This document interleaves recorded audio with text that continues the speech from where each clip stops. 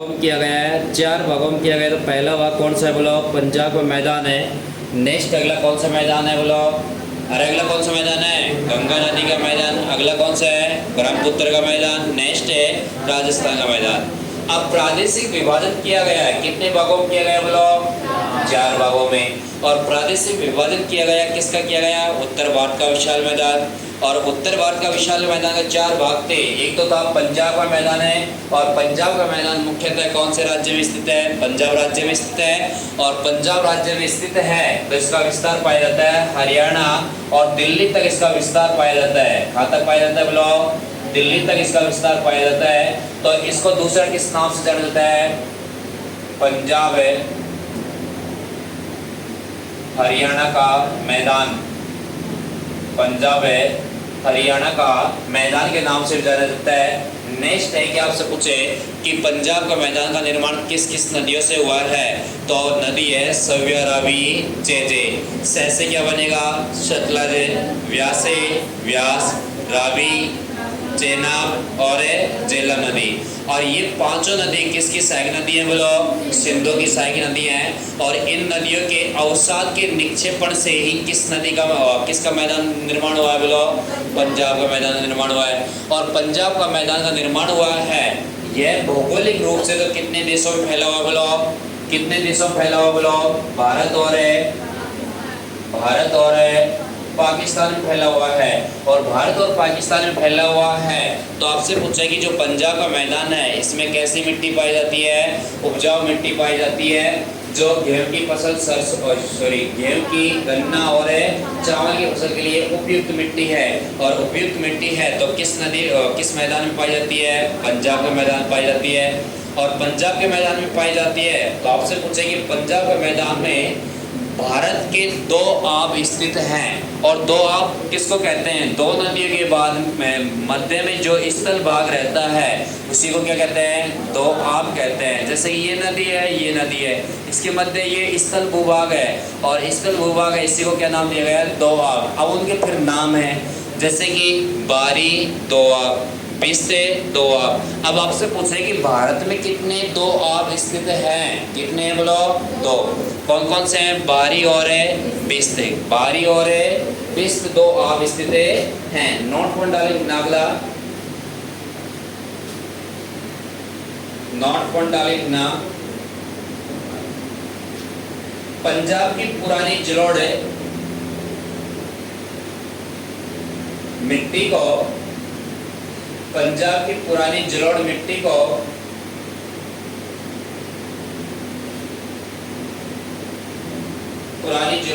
को कौशल लेना बांगर,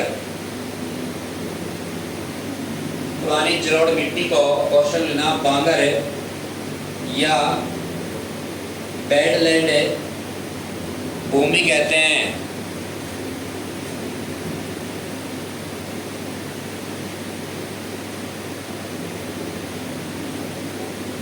बेडलैंड भूमि कहते हैं।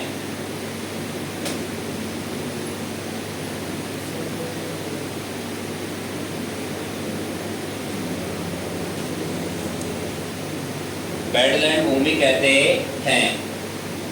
लिखिए सबने कि पंजाब की जो मैदान है इसमें जो पुरानी जलोढ़ मिट्टी है इसको किस नाम से जाना जाता था? पुरानी बांगर के नाम से तो जाना जाता। और बांगर प्रदेश है उसमें पुरानी है तो उसी को क्या कहते हैं? पंजाब के मैदान में बेडलैंड भूमि कहते हैं। क्या कहते हैं? बेडलैंड भूमि कहते हैं। और जिसको हिंदी में कहते हैं अनो उर्वरक, मतलब है जिसमें उपजाऊ नहीं होती हो, ऐसी भूमि को क्या कहते हैं? बेडलैंड भूमि कहते हैं। नेक्स्ट अगला शब्द लिखना, पंजाब का मैदान है, पंजाब के मैदान में पर्वत के गिरिपद में,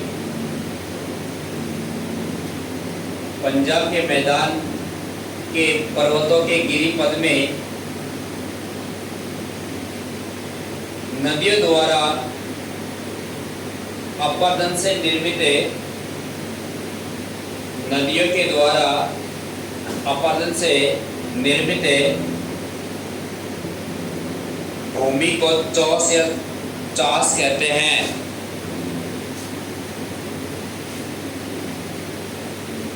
निर्मित मैदान को चौस या चास कहते हैं।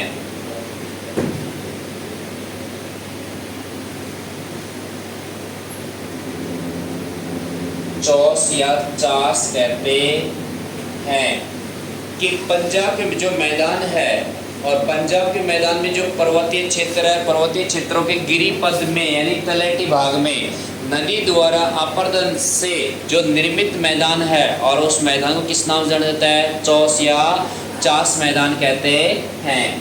नेक्स्ट अगले इसी के जस्ट नीचे अंडरलाइन कर लेना चौस को, चौस शब्द को अंडरलाइन कर लेना। चौस या चास कहते हैं। अब आपसे पूछेंगे, डायरेक्ट क्वेश्चन आ जाएगा आपके सामने कि भाई बताओ कि पंजाब के जो पर्वतीय क्षेत्र है उसके गिरिपद या तलहटी भाग में कौन सा मैदान पाया जाता है? चौस या चास का मैदान पाया जाता है।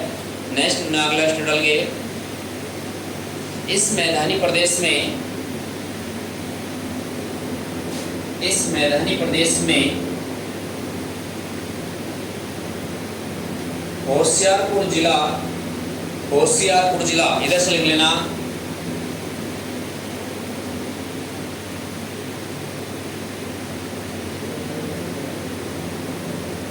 इस मैदानी प्रदेश में होशियारपुर जिला में सर्वाधिक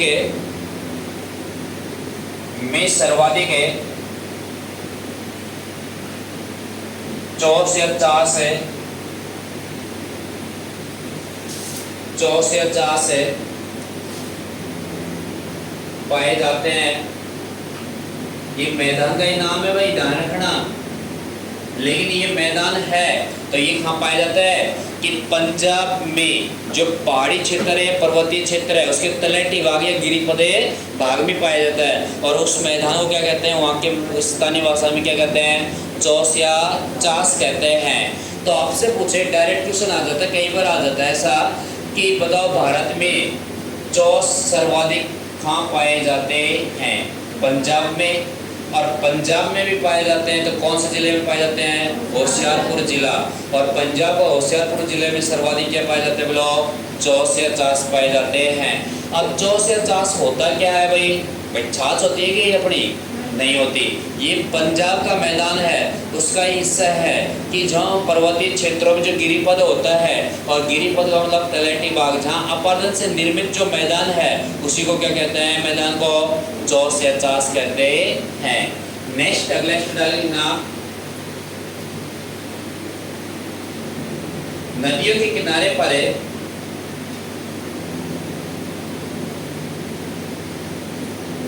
किनारे पर पाई जाने वाली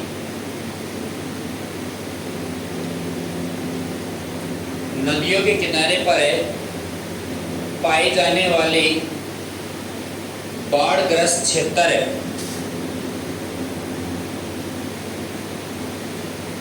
नदियों के किनारे पर पाई जाने वाली बाढ़ग्रस्त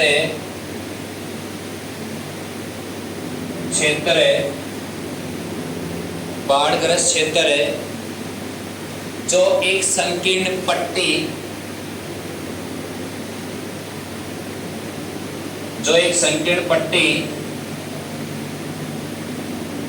नुमा होती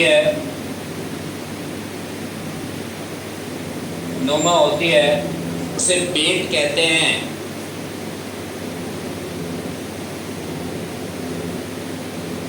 उसे बेट कहते हैं। अब वो कैसा होता है? देखो, ये नदी है, ठीक है, नदी प्रवाहित हो रही है, बात मत करे, और नदी प्रवाहित हो रही है। अब आपसे पूछे कि ये बाढ़ग्रस्त क्षेत्र कौन सा है? मैंने आपको बताया था कि नवीन जलोढ़, और नवीन जलोढ़ जैसे कि तेज पानी आएगा नदी में तो उफान होएगा, और उफान होएगा तो पानी बाहर निकलेगा, और पानी बाहर निकलेगा तो अपने साथ भाई अपरदन तो करके आएगी नदी, क्योंकि जहाँ से गुजरेगी अपरदन, मिट्टी तो कटती है तेज पानी में, और मिट्टी कटती है तो अपरदन होता है, और अपरदन होता है तो वही अपने साथ तलछट, मिट्टी, रेत, कंकर, पत्थर इतनी सी बहाकर लाती है। अब बताओ इस नदी का बाढ़ग्रस्त क्षेत्र कितना है? ये इतना सा है, ये यहाँ तक है, ये इसका बाढ़ग्रस्त क्षेत्र है, और इसका ये बाढ़ग्रस्त क्षेत्र है ये। तो इसी बाढ़ग्रस्त क्षेत्र में जो संकीर्ण पट्टी बनी है ना, पतली सी पट्टी बनी है, उसी को क्या कहते हैं पंजाब के मैदान में? अरे क्या कहते हैं? बेट कहते हैं। क्या कहते हैं? बेट कहते हैं। और वैसे तो आपसे पूछे कि ये वैसे कौन सी मिट्टी है? नवीन जलोढ़ मिट्टी है। कौन सी जलोढ़ मिट्टी है? नवीन जलोढ़ मिट्टी है। परंतु नवीन जलोढ़ मिट्टी को पंजाब के मैदान में क्या कहते हैं? इसे बेट कहते हैं। क्या कहते हैं? बेट कहते हैं। आपसे पूछे कि पंजाब के मैदान में पर्वतीय गिरिपद में जो अपरदन से बना मैदान को क्या कहते हैं? चौस या चास कहते हैं। कि पंजाब के मैदान में बाढ़ग्रस्त नदियों के जो बाढ़ग्रस्त क्षेत्र है, और बाढ़ग्रस्त क्षेत्र के किनारों पर जो संकीर्ण पट्टी बन जाती है, उसी को क्या कहते हैं? बेट कहते हैं। कभी भी देखना आपके आसपास कोई नदी नाला हो, तेज पानी आएगा बारिश में, और तेज पानी आएगा तो उसका उफान होएगा, जिस जगह से वो बहकी जाएगा वहाँ किनारा से बन जाता है, हल्की हल्की सी मिट्टी जम जाती है, वहाँ पता चला जाता है कि ये नदी इतनी बहकी गई थी, जिसको तो अपन क्या कहते हैं? तीर कहते हैं। क्या कहते हैं? तीर कहते हैं। इसको अपन क्या कहते हैं? तीर। भाई इतनी तीर लग गई थी, भाई इतनी तेज आई, कहने का मतलब ये है। समझ गए? अगला स्टेटस लिखना, अगला स्टेटस लिखना,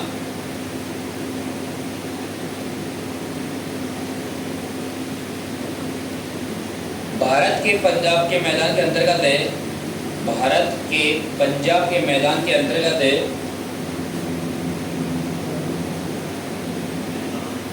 पंजाब के मैदान के अंतर्गत है दो नदियों के मध्य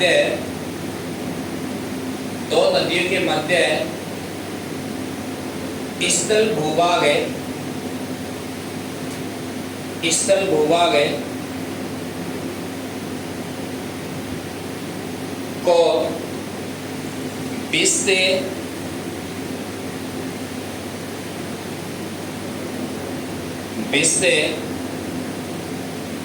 या दो आब बिस्त या दो आब कहते हैं। बिस्त या दो आब कहते हैं। जैसे कि देखना कि ये भी नदी है और ये भी नदी है। आपसे पूछे ये तो सतलज नदी है और ये व्यास नदी है। अब दोनों नदियों के मध्य ये मैदानी भाग है या स्थल भाग है, और स्थल भाग है, और इसी को क्या कहते हैं? दो आब कहते हैं। कहाँ पे कहते हैं बोलो? पंजाब के मैदान में। कहाँ पे कहते हैं? पंजाब के मैदान में। और पंजाब के मैदान में दो आब कहते हैं। तो अपन पढ़ेंगे कि पंजाब के मैदान में कुल कितनी नदी प्रवाहित होती हैं? 5 नदी। कौन कौन सी नदी हैं वो? सव्या, रावी, चेजे। सव्या, रावी, चेजे। और सव्या, रावी, चेजे नदी हैं। तो आपसे पूछे कि ये नदी कौन से मैदान पर बहती है? बोलो पंजाब के मैदान में। और पंजाब के मैदान में बहती हैं तो सह से क्या बनेगा? सतलज है। व्यास से क्या बनेगा? व्यास। रावी से रावी, जैसे चेनाब, जैसे झेलम। ये 5 नदी हैं जो कौन से मैदान में बहती हैं? पंजाब के मैदान में। और इसी वजह से पंजाब का नाम पंजाब रखा गया था। और पंजाब रखा गया था तो पंजाब को 5 भूमि और 5 नदियों की भूमि भी कहते हैं, 5 नदियों का संगम भी कहते हैं। वो किसको कहते हैं बोलो? पंजाब को कहते हैं। किसको?